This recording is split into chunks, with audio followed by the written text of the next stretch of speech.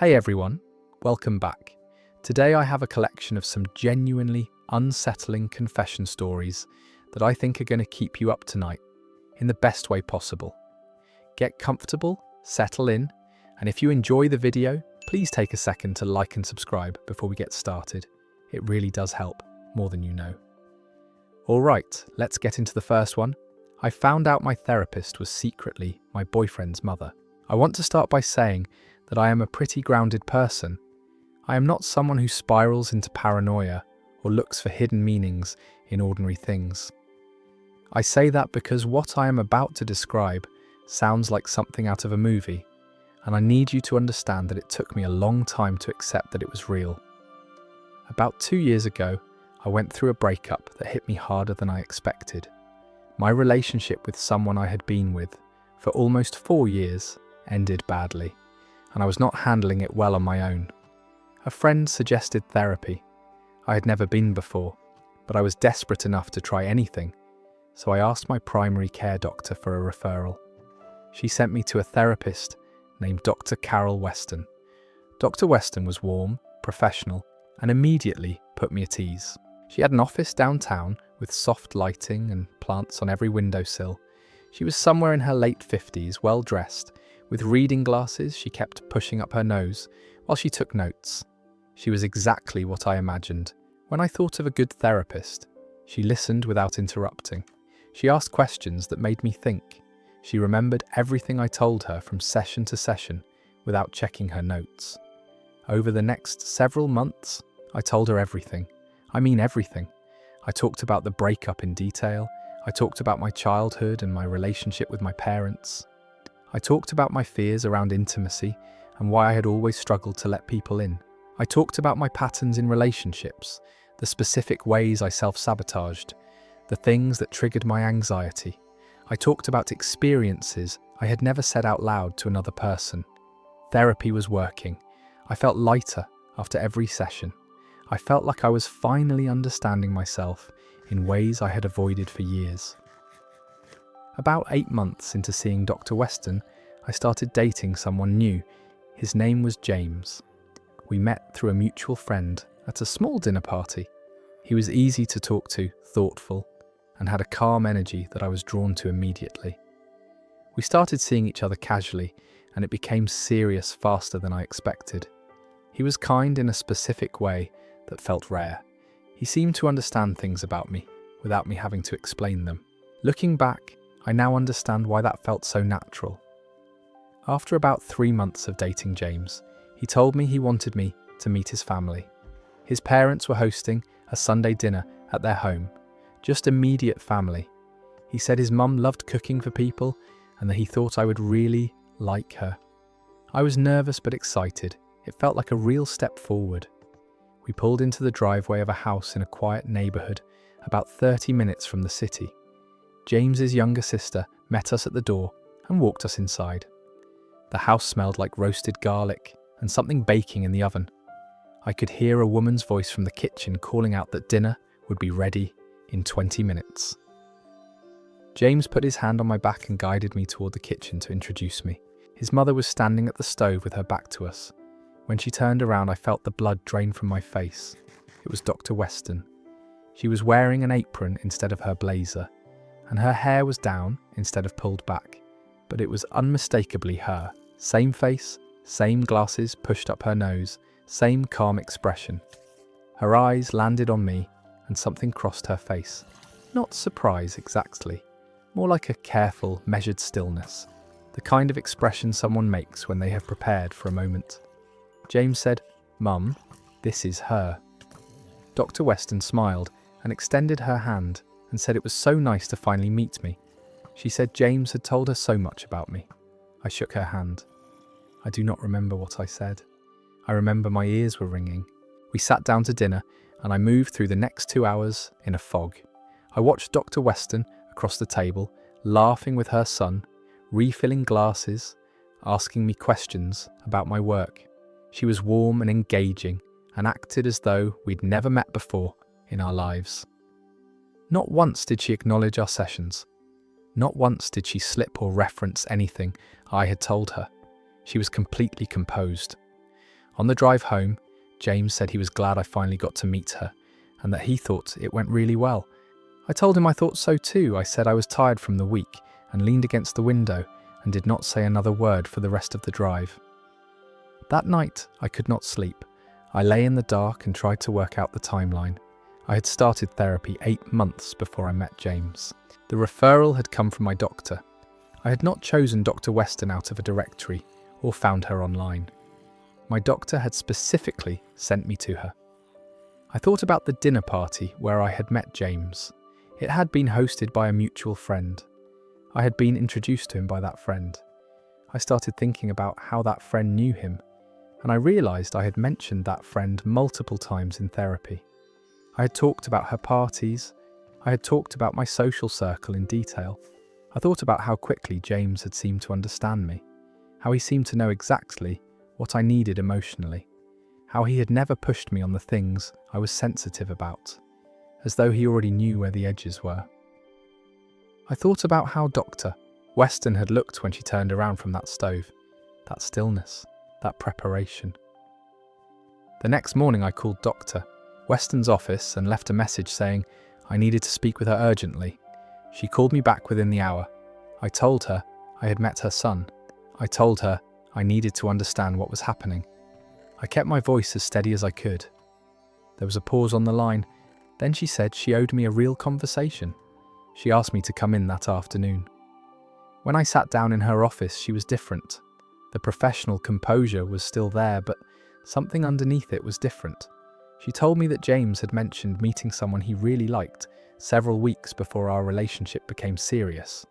He had told her the name of the friend who was hosting the dinner party. She had recognised the name because I had talked about her in sessions. She said she had not arranged anything.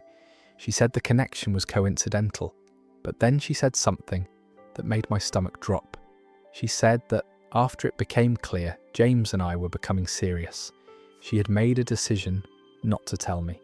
She said she had consulted with a colleague about the ethical implications and had been advised to disclose immediately. She said she had not followed that advice because she did not want to disrupt what seemed like a healthy relationship for her son. She said she had convinced herself that keeping the therapeutic relationship separate was manageable. She said she was sorry. I asked her how many of our sessions had happened after she knew James and I were together. She said approximately 11. 11 sessions. 11 hours of me sitting in that chair, telling her my deepest fears and vulnerabilities, while she sat across from me, knowing she was the mother of the man I was falling in love with. I asked her if she had ever shared anything I told her with James. She said no. I asked how I was supposed to believe that. She did not have an answer. I terminated therapy that day. I ended things with James shortly after. He was devastated and confused, and I told him as plainly as I could what had happened. He was horrified. I believe him when I say he had no idea, but I also could not look at him without hearing my own voice in that office, telling his mother things I had never told anyone. Dr. Weston lost her license. I filed a formal complaint with the State Ethics Board and was told it was not the first complaint filed against her, though I was not given details about the others. I am in therapy again now, with someone I found entirely on my own. But I check every single thing about them first. I Google their family. I look up their social media. I cross-reference everything I can find. Because I never want to sit across from someone and pour out my entire inner life, only to find out the person on the other side had reasons to listen that I never agreed to. That confession comes to an end. What makes this story so deeply unsettling is not just the breach of professional ethics, but the intimacy of what was violated. Therapy only works because of trust, and that trust was quietly used in a way the narrator could not see or protect themselves from. The scariest part is how natural everything felt, how understood she felt. Sometimes the most dangerous kind of manipulation is the kind that feels like connection. Our next story is one that starts with something millions of people have done for fun and turns into one of the most surreal identity discoveries imaginable. I discovered my identical twin has been living my life. I need to give you some background before I get into what happened, because without it, the rest of this is going to sound impossible. I was adopted when I was 3 months old. My adoptive parents were wonderful, and I had a happy childhood. I always knew I was adopted because they told me, early and openly. They said my biological mother was young and could not care for me, and that I had been placed with a private agency. I never felt a desperate need to find my birth family. I was curious sometimes, but not urgently. About 18 months ago, I did one of those at-home DNA tests. It was more of a casual thing than a serious search. A friend had done one and found out she had unexpected ancestry, and I thought it might be interesting to see mine. I mailed in the kit and mostly forgot about it. When the results came in, I opened the app and looked at my ancestry breakdown, which was interesting but not shocking. Then I looked at the DNA matches section. The top match was listed as an identical sibling, 99.9% match. I stared at that for a long time. I clicked on the profile. The username was something generic and the profile had very little information, but there was a first name listed. It was a woman's name. I will call her Marie because I am not going to use her real name. I sent a message through the app. I said I had come up as her identical sibling and that I was adopted and had not known about her. I said I hoped the message did not come as too much of a shock and that I would understand if she did not want to respond. She responded within an hour. She had also been adopted as an infant. She had not known about me either. She had taken the DNA test for the same casual reason I had. We exchanged messages for a week before moving to phone calls. We compared everything. We had the same laugh, the same way of trailing off at the end of sentences, the same habit of tapping our fingers when we were thinking. We had been placed with different agencies and adopted into different families. She had grown up about 40 minutes away from me. 40 minutes. We had lived 40 minutes apart our entire lives and never known the other existed. After the initial shock settled, the excitement set in. We made plans to meet in person. We talked for hours. We discovered overlapping interests that seemed both remarkable and completely logical, given that we were genetically identical. And then the strange things started. The first one was small. Marie mentioned a coffee shop in the city that she loved. She described it in detail, the corner location, the blue awning, the specific latte she always ordered. I told her I had never been there. She said that was weird because she'd seen someone who looked exactly like her there multiple times over the past 2 years. She had assumed it was just a coincidence, someone who resembled her. I pulled up the coffee shop on my phone. It was 3 blocks from my office. I walked past it every single day. I told her that. A silence settled over the call. She asked if I had ever applied to work at a tech company called Ardent Solutions. My stomach tightened. I had. About a year ago, I had made it to the final interview round and then been told the position was no longer available. She told me she worked at Ardent Solutions. She'd been hired about 18 months ago, around the same time I applied. We both went quiet. Over the next several weeks, we kept comparing notes, and what we found became increasingly difficult to explain away as coincidence. We had dated people who moved in overlapping social circles. A man I had briefly seen had a close friend who was also close friends with someone Marie had dated. We had attended the same concert 2 years ago and had tickets in adjacent sections. We had both been called by the same wrong number repeatedly for months, and both assumed it was a telemarketer. All of that was strange and unsettling, but it could still be explained by proximity. We had grown up in the same city. Overlaps happen. What could not be explained was what I found after I went through my email. I had been receiving sporadic messages for years from people I did not know. Friendly messages, sometimes just a quick hello or a comment about something I did not recognize.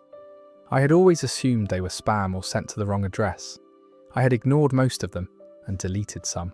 When I started going back through them with fresh eyes, I realized they were not spam. They were people who knew someone who had given them my email address. I reached out to a few of them carefully, asking how they had my contact information. One woman said a mutual friend had given it to her. She described the friend. The description matched Marie. Another person said he had met me at a networking event about 2 years ago, and that I had given him my card. I had not attended that event. I looked it up and confirmed the date conflicted with something else I had been doing. I did not accuse Marie of anything right away. I went back through everything slowly and carefully before I said a word. I made a list of every instance I could find where my name, my email, or my identity appeared somewhere I had not put it. The list was longer than I expected. When I finally brought it up, I framed it gently. I said I had noticed some strange things and asked if she could help me understand them. She was quiet for a long time. Then she told me the truth. She had known about me before the DNA test.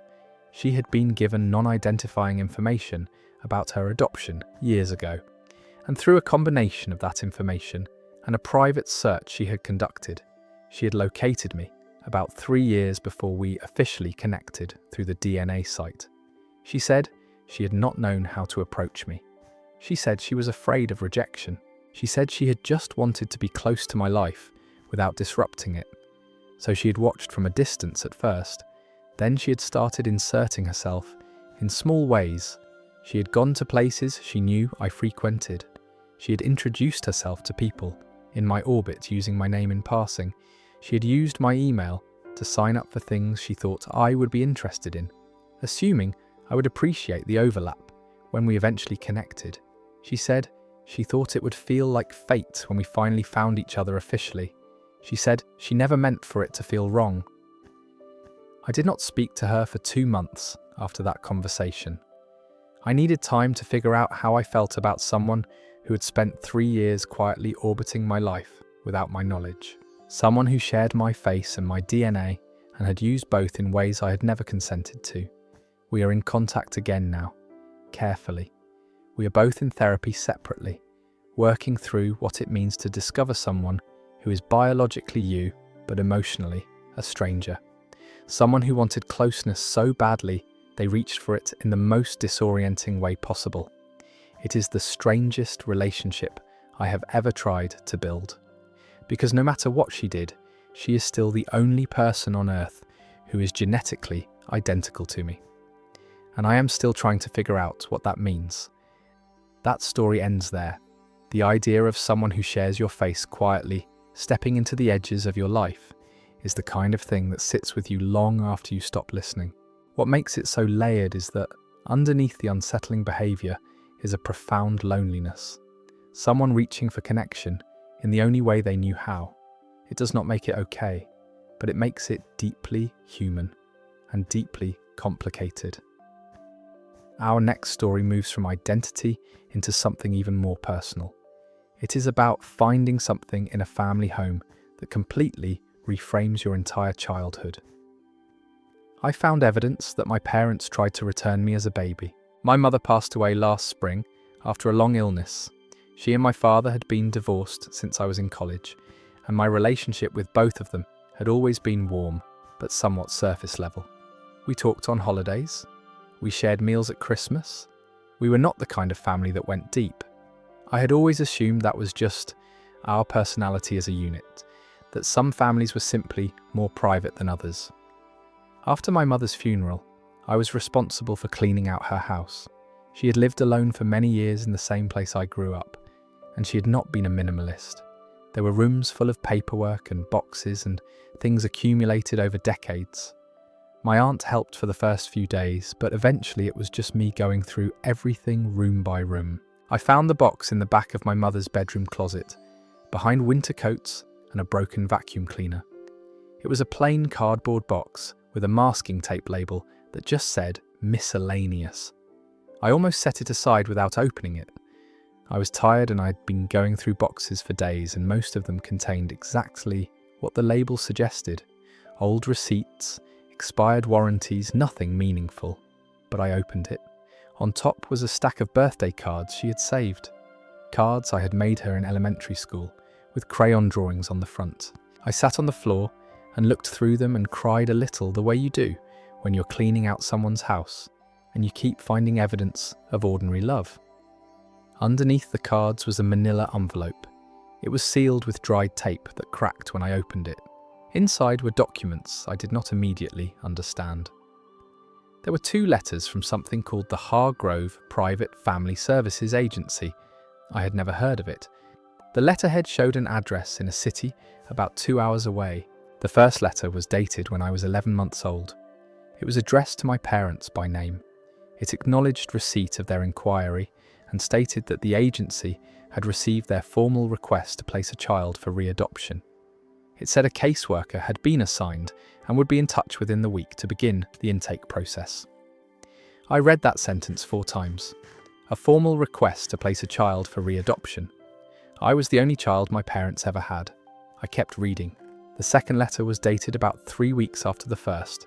It was addressed to my parents again and referenced my name in the body of the letter. It said the agency had identified a prospective family. It described them in general terms as a 2-parent household with stable income and no other children. It said the placement could be finalised within 60 days, pending a home visit and paperwork review. My hands were shaking so badly, I had to set the letters down on the floor and just breathe for a moment. There was a third document in the envelope. It was a handwritten draft of a letter. The handwriting was my mother's. I knew it immediately. The draft was addressed to the prospective family. It was clearly never sent. The writing was uneven, like it had been written and stopped and restarted multiple times. In it, my mother introduced me by name and said she wanted them to know some things about me before the placement was finalised. She wrote about my sleeping patterns. She wrote about the foods I seemed to like. She wrote that I had started laughing recently, and that I laughed at my own reflection in mirrors. Then in the margin of the last page, in different ink and much smaller writing, there were 4 words. She wrote, "I cannot do this." That was where the draft ended. I sat in my mother's closet for a very long time. I called my father that evening. My parents had not spoken much since the divorce, but I needed answers, and my mother was no longer able to give them to me. He picked up on the 3rd ring, and I could hear the television in the background. When I told him what I had found, the television went quiet. He did not say anything for a long moment. Then he said he had wondered for years whether those papers still existed. He told me that the year after I was born had been the hardest of their lives. They had been completely overwhelmed. They were young and had no family support nearby. My mother had developed a severe postpartum depression that went undiagnosed for months. My father was working 2 jobs and was almost never home. There had been a period of several months where my mother had not been able to cope, and in a moment of desperation, she had contacted the agency. He said he had not known she had done it until the second letter arrived. He said when he found out, they had one of the worst arguments of their marriage. He said he had told her they were not going through with it. He said my mother had broken down completely, and he had stayed home from work for a week, and they had gotten her the help she needed. He said after that, things got better. He said they had never talked about the letters again, ever. For my entire life, I asked him why they never told me. He said they were ashamed. He said they had convinced themselves that they had caught it before anything happened, that no real harm had been done, and that bringing it up would only hurt me without any benefit. I asked him if he understood how it felt to find out that there had been a family ready to take you, paperwork drafted, a placement almost finalised, and that your entire existence in the family you grew up in had hinged on 4 words your mother had written in the margin of a letter at 11 o'clock at night. He said he understood that he could not understand it. I think about those 4 words a lot. I cannot do this. She wrote them and she meant she could not give me away. That is the version of my mother I am trying to hold on to. The woman who stopped herself. The woman who kept me. But I also think about the family I never met. The couple who was told they were getting a baby and then was told they were not. I think about them sometimes and wonder if they ever had children after that. I wonder if they knew how close it came. My relationship with my father is different now, more honest in a way that is also more painful. We talk about real things for the first time. It is uncomfortable, and it is the most connected I have ever felt to him. My mother kept that box for 40 years. She kept my crayon birthday cards, and she kept the letters in the same box. I think she needed them close together. I think she needed to remember both things at once. That story is over. It is one thing to learn a family secret. It is another thing entirely to learn that your place in your own family was almost lost, and that the decision to keep you came down to a single moment of an exhausted woman alone in a room changing her mind. There is grief in that, and there is love in that, and there is no clean way to hold both at the same time. Sometimes the most important moments in our lives are the ones we never knew were happening. Our next story moves into the kind of discovery that starts with something completely ordinary and spirals into something you cannot stop thinking about. My landlord had been living in the basement of my rental the entire time. I found my rental house through a property management company. It was listed online like any other rental, showed well in photos, and the price was reasonable for the area. It was a standalone house with 2 bedrooms, a small yard, and a basement that was described in the listing as additional storage space. The lease specified the basement was off-limits to tenants and would remain locked, as the landlord used it for personal storage. I did not think anything of that at the time. It was not uncommon for landlords to retain access to a storage space on a property they owned. I signed the lease, paid the deposit, and moved in. For the first 2 months, everything was completely normal. I settled into the house and started getting comfortable. I worked from home 3 days a week and spent a lot of time in the space. I knew the sounds of the house the way you eventually learn any place you live in. The way the pipes made a particular sound in the morning. The way the heat clicked on at night. The first strange thing happened about 10 weeks in. I came home from the grocery store on a Saturday afternoon and noticed that the window above the kitchen sink was open. It was a small window just above the backsplash, and it opened by pushing outward. I had never opened it. I had not been in the kitchen before leaving that morning. I closed it and did not think too much about it. Old houses settle, windows loosen, but it happened again the following week, and then again. The third time, I was more careful. I checked the window before I left and made sure it was latched. When I came home 4 hours later, it was open again. Around the same time, I started noticing that my thermostat was not holding the temperature I set it to. I would set it to 68 degrees before bed and wake up to find it had been changed to 72. I assumed the thermostat was malfunctioning and called the property management company to report it.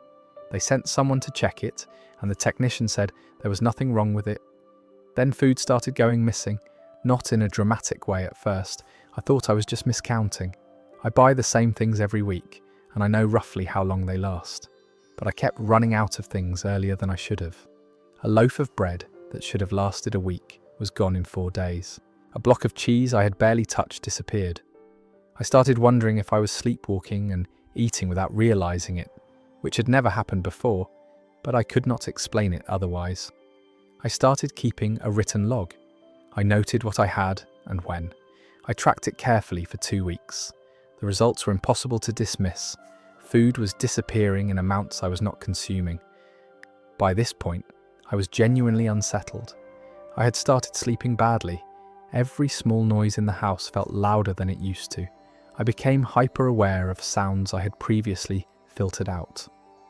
One night around 2 a.m, I woke up to a sound I had not heard before.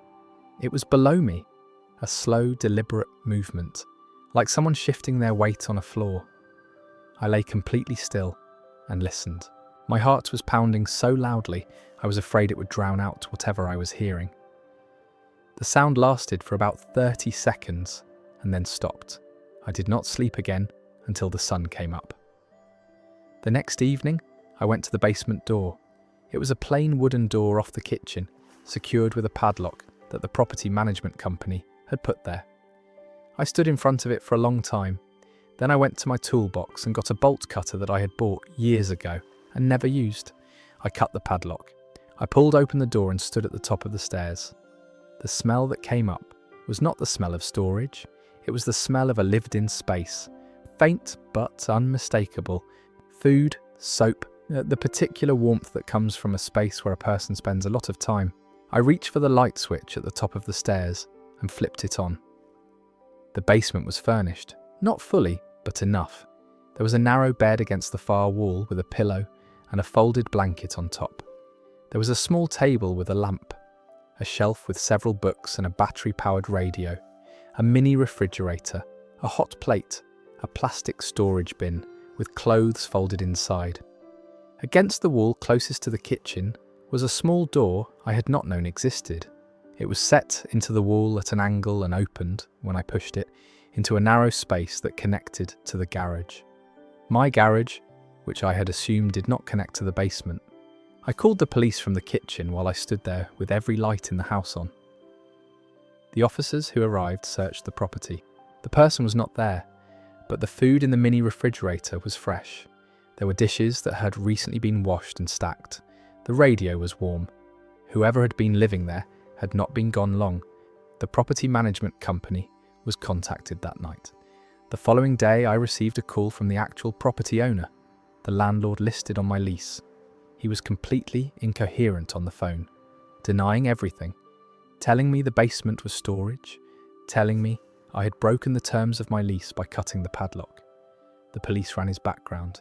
He had an active restraining order filed against him by the previous tenant of my house. The restraining order had been filed after that tenant reported feeling watched in the property, noticing items moved and hearing sounds she could not explain. The order had not been enforced because by the time it was processed, the tenant had broken the lease and moved out. The landlord was located 2 days later, staying with relatives in a neighbouring town. He was arrested and charged with illegal entry, stalking, and violation of the restraining order from the previous tenant. At his hearing, his attorney argued that he owned the property and believed he had legal access to it. The judge was not interested in that argument. I broke my lease that day and moved into a friend's spare room while I found a new place. The property management company, which claimed to have had no knowledge of the basement setup, terminated their relationship with the landlord. I still think about the previous tenant, the woman who filed that restraining order, who felt watched and could not explain why, who moved out because something felt wrong and she could not prove what it was. She was right. She was completely right, and nobody did enough until it happened to someone else. I think about that a lot, and that is where this story ends. The idea that someone was living beneath the floor of their own home is the kind of thing that rewires how you think about privacy and safety in a fundamental way. What is most disturbing is the deliberateness of it, the food taken in small amounts to avoid detection. The thermostat adjusted for comfort, the window opened and closed. It was not chaotic, it was managed. And that careful, patient management is what makes it so difficult to stop thinking about. Our next story comes from someone who went looking for answers about a string of confusing experiences and found something that completely changed how they understood the last several years of their life. My best friend had been feeding a stalker. Information about me for years. I had what I thought was a stalker for about 4 years. I say what I thought because the situation was always just vague enough that I could not be completely certain. It started when I was 24 with a note left on my car in a parking garage. The note was handwritten and said simply that the writer had seen me and thought I was remarkable. There was no name, no contact information, just those words. I told myself it was probably harmless, someone working up the nerve to introduce themselves. I forgot about it fairly quickly. Then a few weeks later, a small bunch of flowers was left outside my apartment door. No card, no note this time. Just flowers in a paper wrapper left propped against my door. Over the following months, things appeared periodically. A book left at my door that happened to be something I had mentioned wanting to read in a conversation with friends. A handwritten card that arrived in my mailbox with no return address that said it hoped I was having a good week. Once, a coffee from the shop near my office was left at my desk at work with a note that said it thought I might need this today, and no indication of who had left it. Each thing on its own seemed almost sweet. Together they formed something that made me increasingly uneasy. Someone was watching me closely enough to know where I parked, where I lived, where I worked, and what I wanted to read. I filed a police report after the coffee showed up at my desk. The officer I spoke to was sympathetic, but said without any threat or identifying information, there was not much they could do. I understood that. It was frustrating, but I understood it. Throughout all of this, my best friend Cara was my closest confidant. We had been friends since we were teenagers, and she knew everything about my life. When I was scared, I called Cara. When something new appeared, I told Cara first. She was furious on my behalf and supportive in exactly the way I needed. She helped me install a doorbell camera. She walked me to my car at night after we had been out. She told me I was not overreacting and that whoever was doing this was clearly unstable. She was everything a best friend should be. The thing that finally broke the situation open was a birthday card. It arrived in my mailbox on my birthday. That alone was not unusual for the notes and cards I had been receiving, but this one was different. Inside, the writer had referenced a specific conversation I had with my therapist that I had described in detail to Cara. Not a paraphrase, specific language that I had used when I told Cara about it. Phrases that were mine, that I had only said to one person. I read that card standing at my mailbox and felt something cold settle over me. I went inside and sat down at my kitchen table and tried to think through it logically. There was no way a stranger who'd been leaving anonymous gifts outside my door had access to the exact words I had used in a private conversation. The only person I had told was Cara. I did not call her. I sat with it for a week. I went back through every incident I could remember and tried to identify what the sender would have needed to know in order to do each thing. The book I wanted to read. I had mentioned that to Cara. The coffee at my desk. I had told Cara what time I usually arrived at work. The flowers at my apartment door. Cara had helped me move in and knew my building access code. The more I reconstructed it, the more one conclusion kept forming. I eventually looked back through old text messages.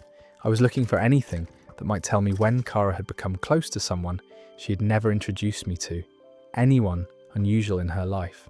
What I found instead was a series of messages that went back years where she had relayed small pieces of information about my routine to a contact she had saved under a first name I did not recognize. Not explicit.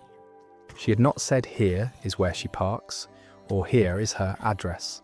It was casual. She would mention in passing that I was stressed about work, or that I was thinking of moving, or that I had been reading a specific author. Enough small pieces that someone paying close attention could have built a detailed picture. I confronted her. I showed up at her apartment with my phone and sat down across from her and put the screenshots on the table between us. She did not deny it. She told me she had met him online years ago. She said he had seemed harmless. She said he told her he had met me once briefly and felt a connection and just wanted to know if I was doing okay. She said she felt sorry for him. She said she never told him anything important. I asked her about the birthday card. I read her the phrase that had come directly from something I told only her. She started crying. She said she had not realized he was using what she told him to craft messages to me.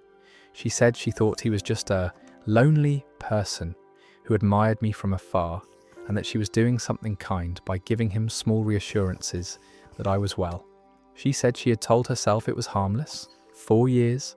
4 years of someone tracking my life through the person I trusted most, while that person stood next to me pretending to be outraged, pretending to help me install cameras, pretending to walk me safely to my car.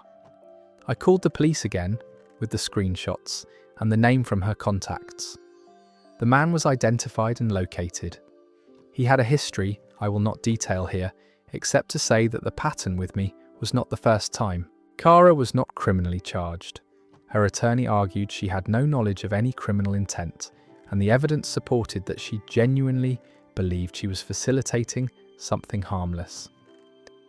I do not know if I believe she was that naive. I do not know if I believe she was that blind. What I know is that I have not spoken to her since, and I know that I think about the camera she helped me install, the one she said would make me safer. I wonder sometimes what it recorded that she had access to. That confession ends there. Betrayal by a stranger is painful. Betrayal by the person standing next to you while you were afraid is something much harder to name. What makes this story so difficult to process is the proximity of it. The way the person meant to protect her was the exact mechanism through which the threat was sustained. Sometimes the most dangerous presence in your life is not the one hiding in the shadows. It is the one holding your hand while you look for them there. Our next story takes a different kind of turn entirely. It starts with grief and moves into something that makes you question everything you thought you understood about loss. My husband had a whole second family I never knew about. My husband Daniel passed away unexpectedly 18 months ago. He was 43 years old and there was no warning. He went to work on a Tuesday morning and he did not come home. A cardiac event, the doctors told me, fast and without suffering. That was the thing people kept saying to me in the days that followed, as though the speed of his death was something to be grateful for. We had been married for 11 years. We had 2 children, a boy who was 9 at the time, and a girl who was 7. We had a house and a life and the kind of ordinary daily rhythm that you do not appreciate until it's gone. Daniel worked in logistics management, travelled occasionally for work, and coached our son's soccer team on Saturdays. He made dinner on the nights I worked late. He remembered every teacher's name at our kids' school. He was, by any measure, a devoted father and a present husband. Also, I believed. About 6 weeks after he died, I was going through his home office to organise paperwork for the estate. Insurance documents, bank statements, the practical administrative aftermath of loss that nobody warns you about. His desk had 3 drawers, and I had been through 2 of them when I opened the third and found a phone I'd never seen before. It was a simple prepaid phone, older model, password protected. I stared at it for a long time. Then I called the provider and explained the situation, and after several days of documentation they allowed me access as his surviving spouse. There were messages going back 4 years. They were to and from a woman named Renee. I will not describe everything I found. I do not think I could get through it, but I will tell you the essential truth of what that phone contained. Renee lived in a city Daniel travelled to regularly for work. She believed Daniel was a consultant who was in the process of separating from a difficult marriage. She had been with him for 4 years. She was deeply in love with him. She had a daughter who was 2 years old. Daniel was listed as the father on the birth certificate. There was a photo on the phone of him holding that little girl in a hospital room. He was wearing the same watch I had given him for his 40th birthday. I sat on the floor of his office for a long time. Then I called my sister and asked her to come over and take the kids for the night. In the days that followed, I tried to reconstruct 4 years of what I had believed was a normal marriage and find the spaces where this had existed. The business trips were real. The timelines were consistent. He had simply had another life running alongside ours with the same quiet competence he brought to everything he did. I found Renee through the contact information on the phone. I called her from a blocked number. When she answered and I told her who I was, the sound she made is not something I can describe accurately. I told her Daniel had died. She had not known. She had spent 6 weeks wondering why he had stopped responding. We stayed on the phone for a long time. It was the strangest conversation of my life, talking to a woman who had loved the same person I loved, both of us holding grief and betrayal simultaneously. She told me things about him I recognized completely. The way he tilted his head when he was thinking. The specific thing he always ordered at restaurants when he was somewhere new. The fact that he cried at documentaries about animals. She also told me things that were completely foreign to me. An entire narrative of their relationship that I had no part in. Versions of events from the 4 years I thought I knew. She did not know about me and our children until that phone call.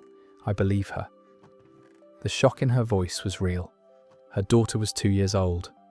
Daniel had known her since birth. He had spent time with her on every trip. He had told Renee he was working toward being there full time. My children have a half-sister. They do not know. I have not decided what to do with that. I am still in the middle of it. There is no clean ending to offer here. I am still married to his memory in the way that grief requires, and I am also dismantling something I thought was solid and finding out how much of it was constructed. The thing I keep coming back to is the watch, the one I gave him. He was wearing it in that photo with their daughter the same way he wore it every day of our marriage. He did not take it off when he crossed from one life to the other. I do not know what that means. I have been trying to figure it out for 18 months. That story comes to an end. There is a particular kind of loss that is doubled. First you lose the person, and then you lose the version of the person you thought you knew. Both of those things happen at the same time, and the grief for each gets tangled up with the other in ways that are nearly impossible to separate. What makes this story so quietly devastating is how ordinary the details are. The watch, the restaurant orders, the way he tilted his head. He was the same person in both places, which somehow makes it harder, not easier. Our next story shifts from grief into something that is harder to categorize.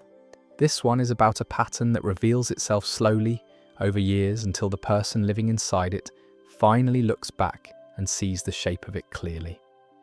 My online support group was run by the person who caused my trauma. 3 years ago, I left a job that had done serious damage to me. I had worked for a small company for 5 years, and during the last 2 of those years, I had been managed by someone I will call Neil. What Neil did was not dramatic or obvious. It was the kind of workplace abuse that is specifically designed to be hard to name. Subtle undermining, credit taken from work I produced, private conversations with other staff that I was never included in but could always feel the effects of, being dismissed in meetings in ways that were easy to explain away individually but formed a consistent pattern, having my judgment publicly questioned in ways framed as helpful feedback. By the time I left that job, I had developed serious anxiety and a deep distrust of my own perceptions. I second-guessed everything. I would make a decision and immediately begin constructing arguments for why I was wrong. I found it difficult to speak in group settings. I had convinced myself, through years of consistent messaging, that I was not as capable as I had always believed. I found a therapist who helped me understand what had happened. She named it clearly. She said what Neil had done had specific patterns that were recognizable and documented. Naming it helped, but the isolation of it was hard. I did not know other people who had been through something similar. My therapist suggested I look for a support community. I found an online group called Clear Ground. It was described as a community for people recovering from workplace manipulation and professional gaslighting. It had a few hundred members and a private forum where people shared their experiences. There was a moderator who went by the username Lightforward and who was extremely active in the group. Lightforward responded to nearly every post. They offered thoughtful, detailed replies that consistently felt like they were written by someone who genuinely understood the specific mechanics of the experiences being described. I became an active member. I shared my story in detail over several months. I described what Neil had done. I described the effects it had on me. I described the way I had started to rebuild. The community was warm, and Lightforward was always there with a response that felt precise and validating. After about a year in the group, something changed in how Lightforward was writing. It was not dramatic. It was a shift in tone that I might not have noticed if I had not been reading their words for so long. They started using certain phrases I recognized, not generic phrases, specific constructions, ways of framing things that had a particular flavor I associated with someone specific. Then one evening, Lightforward responded to a post I had made about a specific incident from my time at the company. In their response, they made a reference to a detail I had included in a post months earlier that was not directly related to this new one. The connection they drew between the two details was the kind of connection that made sense if you had been the one on the other side of those incidents. Not just reading about them, living them. I went back through the entire history of Lightforward's posts in the group. I read them all again, with different eyes. I started seeing things I had filtered out before. The way they described certain dynamics from a vantage point that subtly positioned them as watching rather than experiencing. The way they sometimes responded to posts about specific types of manipulation with a clarity that felt less like empathy and more like recognition. I hired someone to do a basic digital trace on the account. It took 2 weeks. Lightforward was Neil. I sat with that information for 3 days before I did anything. I went back through my own posts in the group.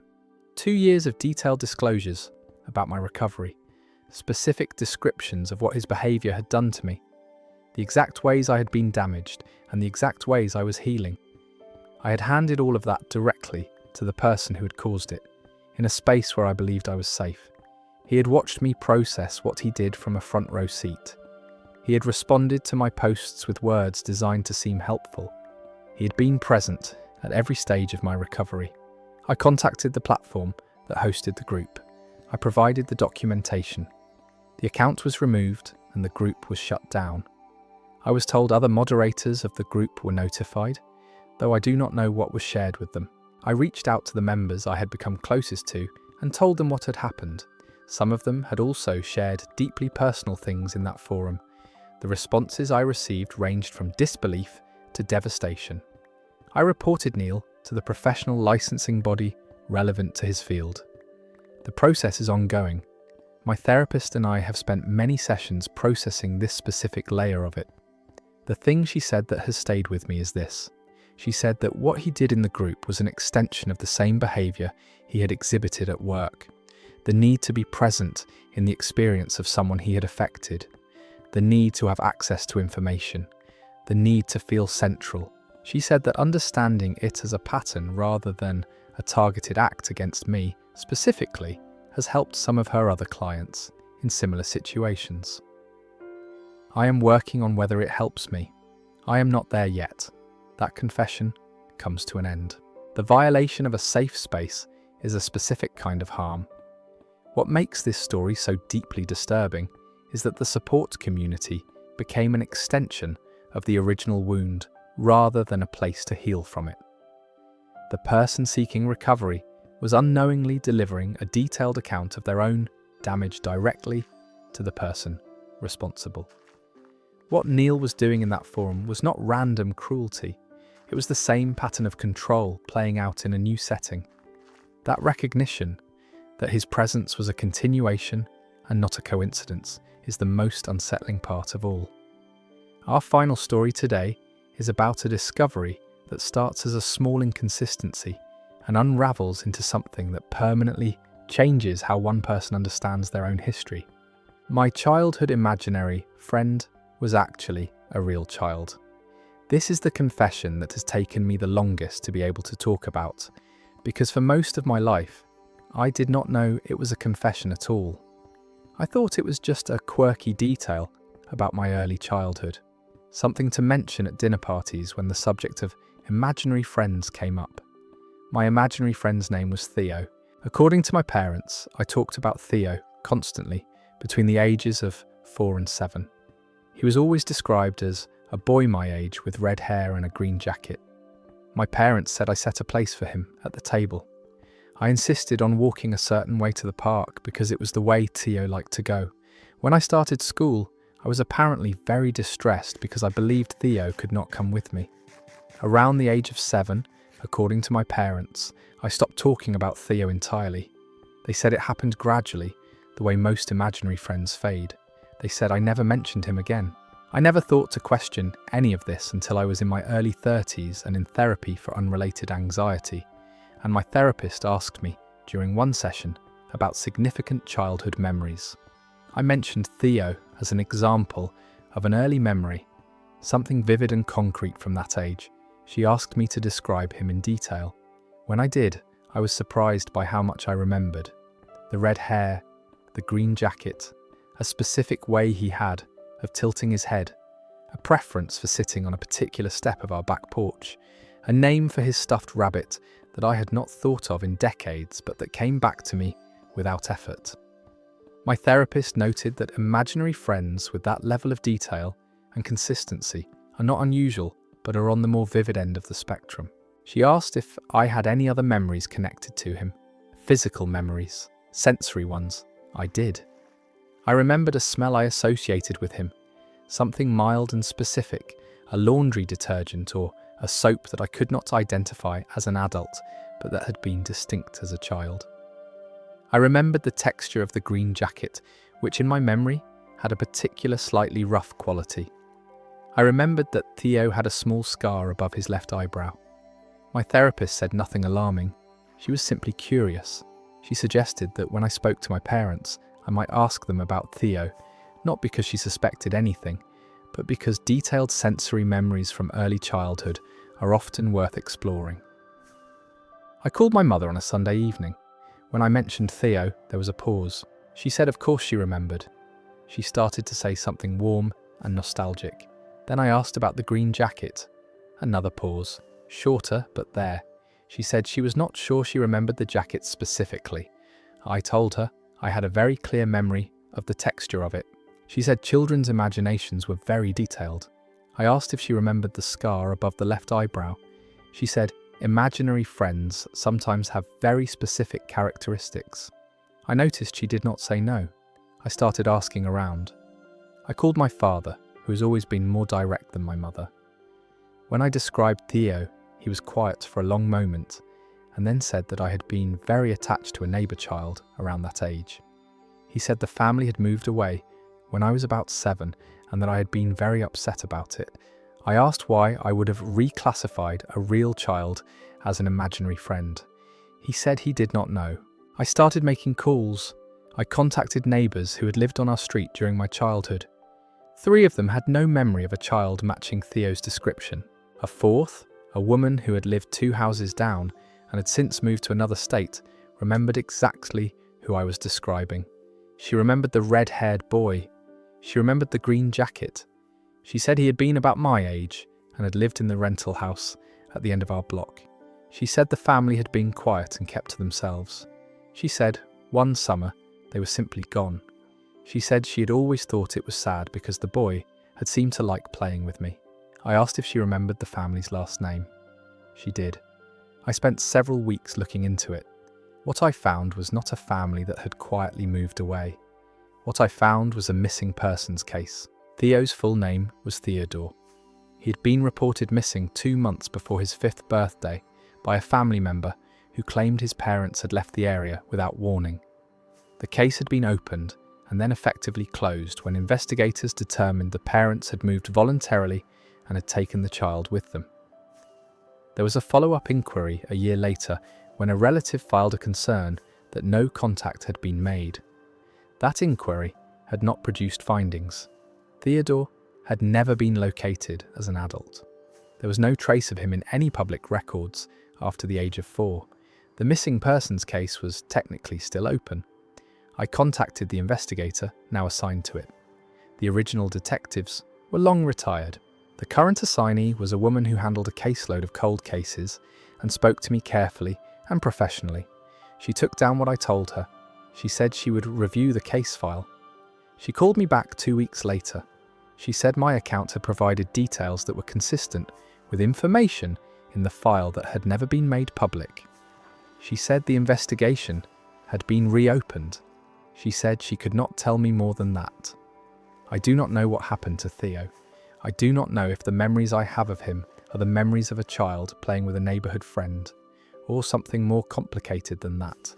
I do not know what it means that my young mind eventually reclassified him as imaginary.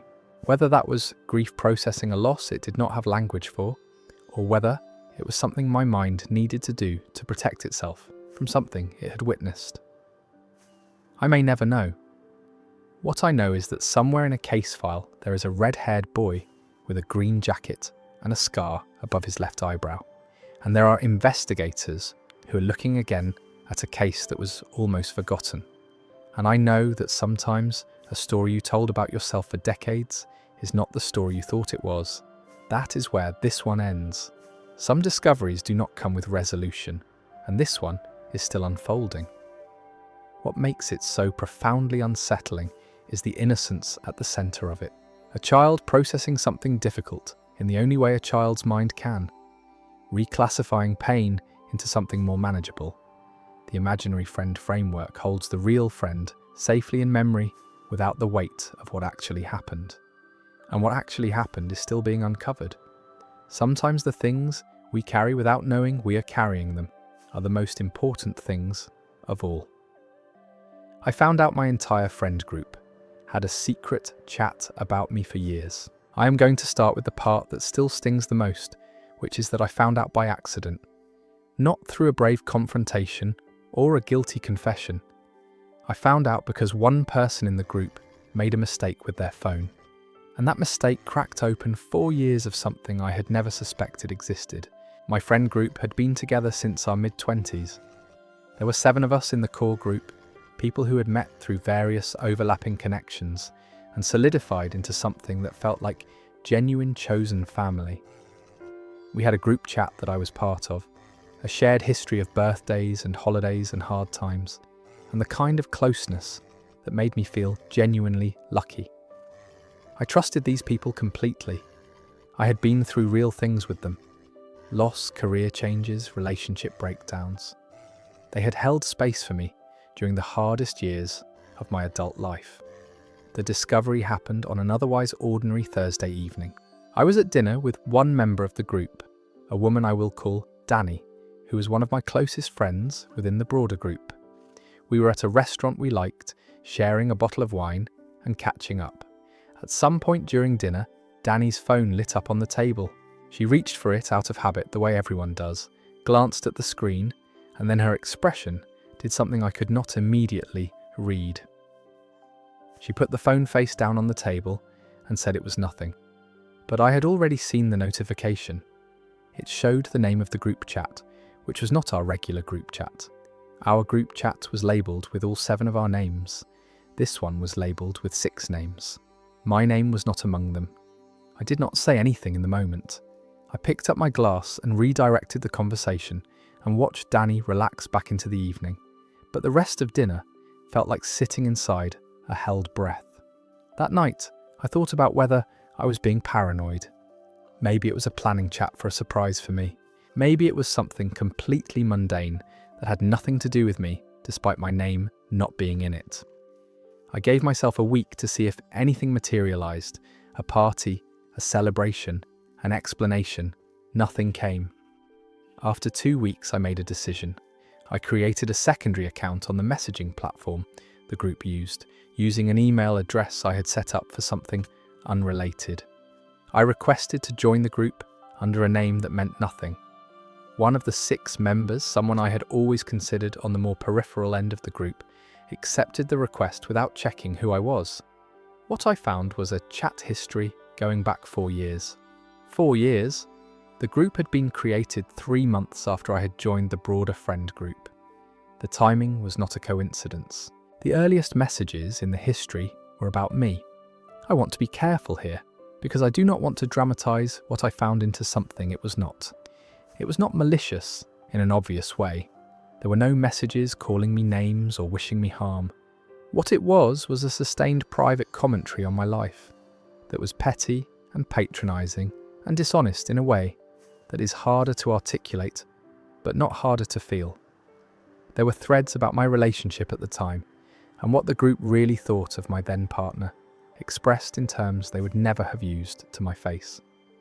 There were discussions about decisions I had made professionally that the group had smiled at and supported in person, while privately agreeing they thought I was making a mistake.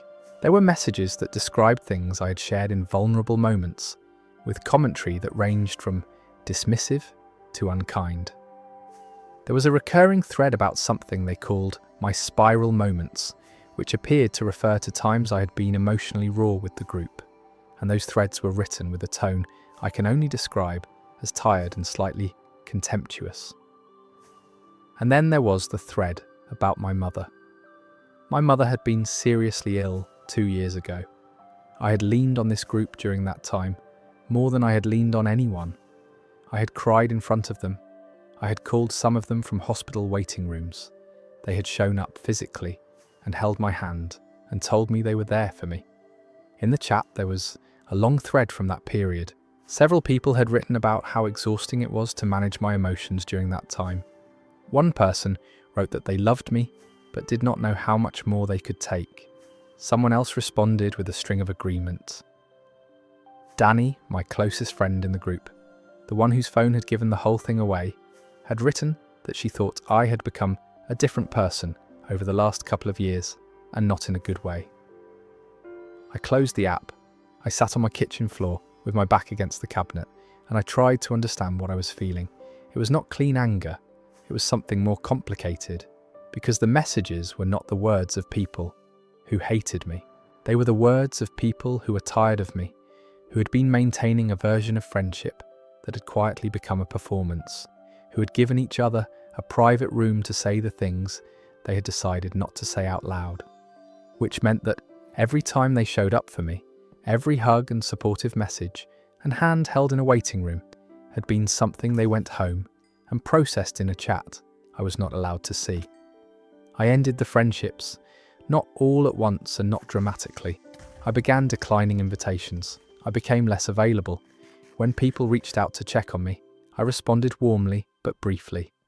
Over the course of about 3 months, I let the closeness dissolve without confrontation.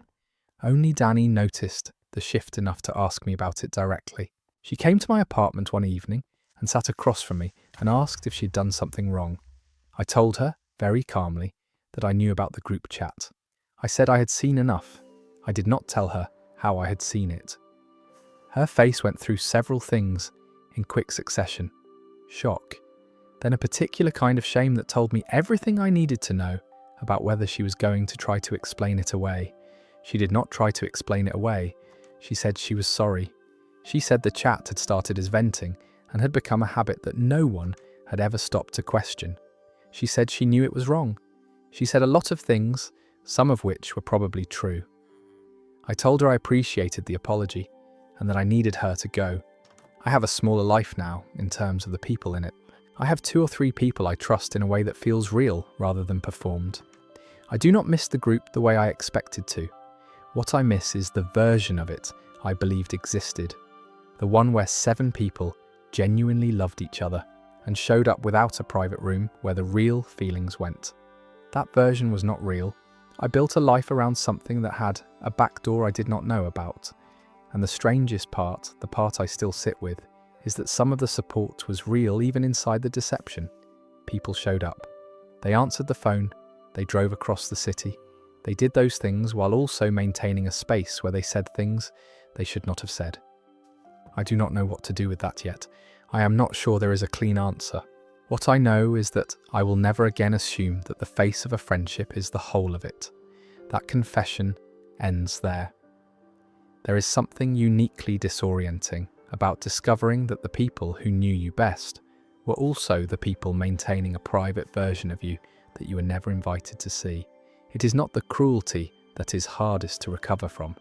It is the performance, the sustained and careful effort to show up while also creating distance in a space you could not access. Trust is built on the assumption that the person in front of you is not simultaneously somewhere else, saying things they have decided you cannot hear. When that assumption breaks, it does not just change the friendship, it changes how you understand every friendship you have ever had. That is going to bring us to the end of today's stories.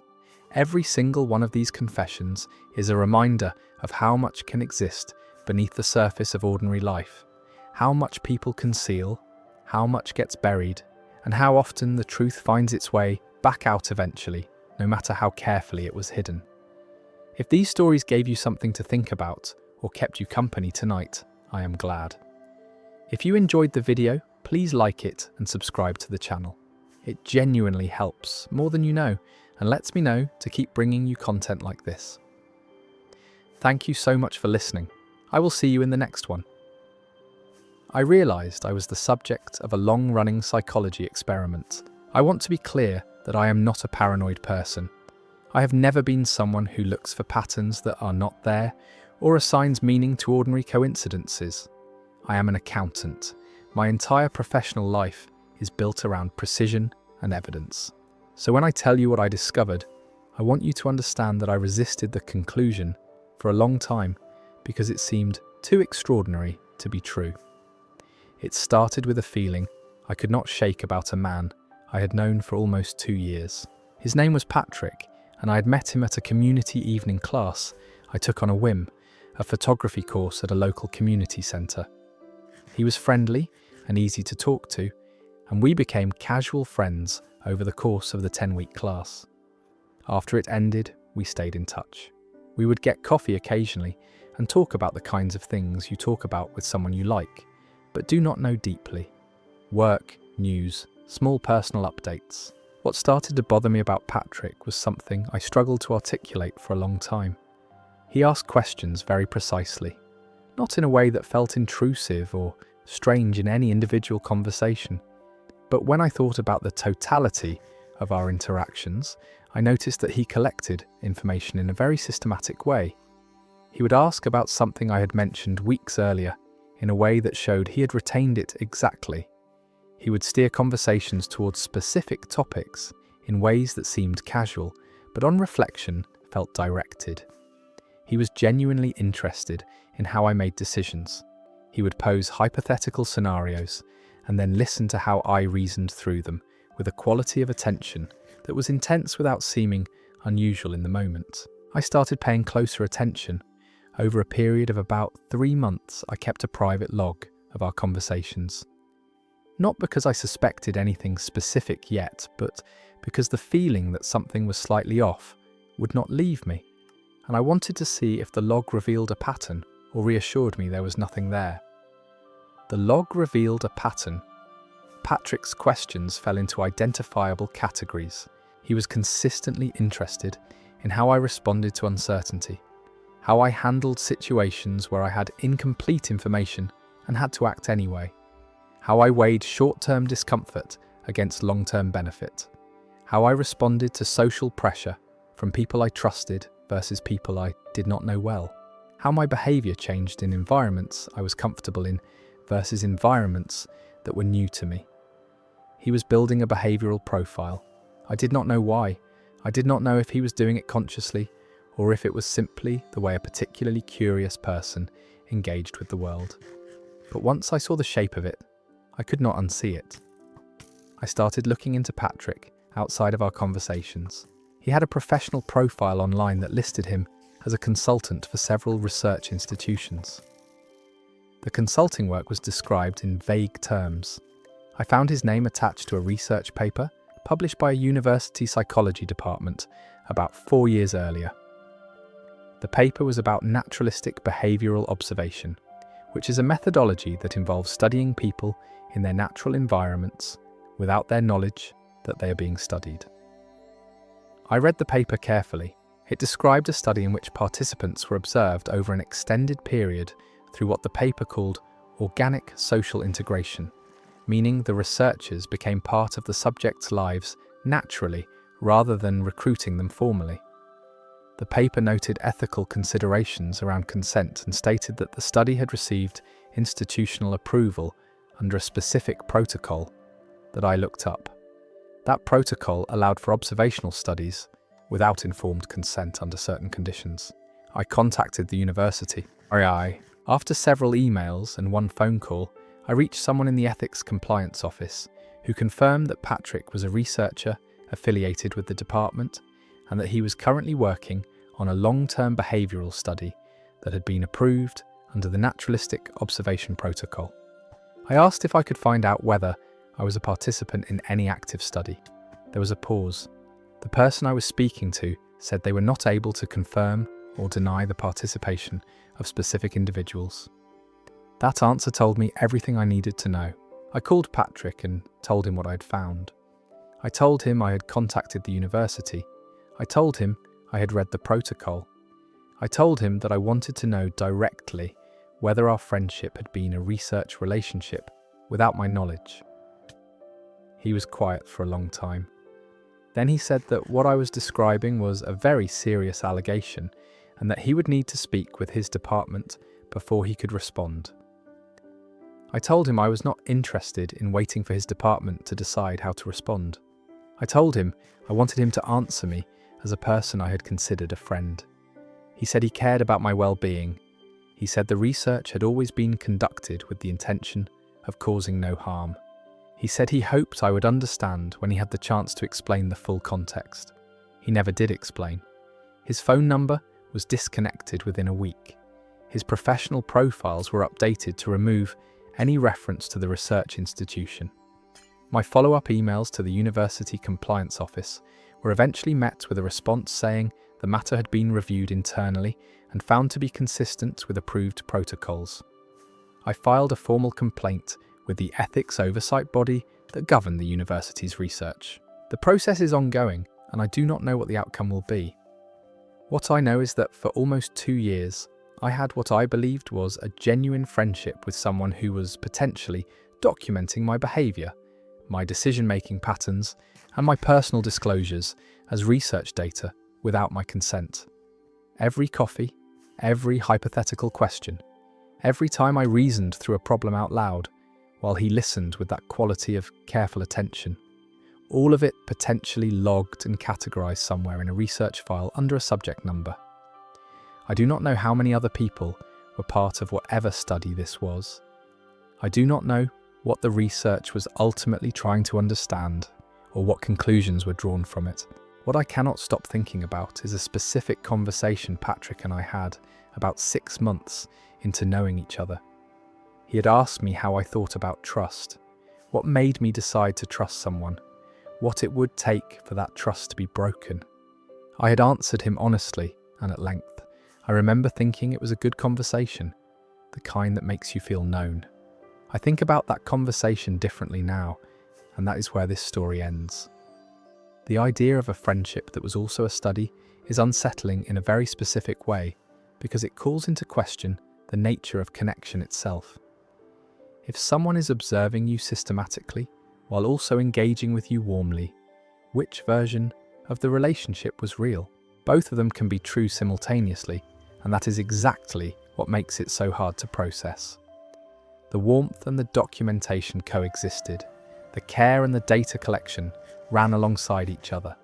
And the person who experienced it as genuine connection was the only one not holding the full picture.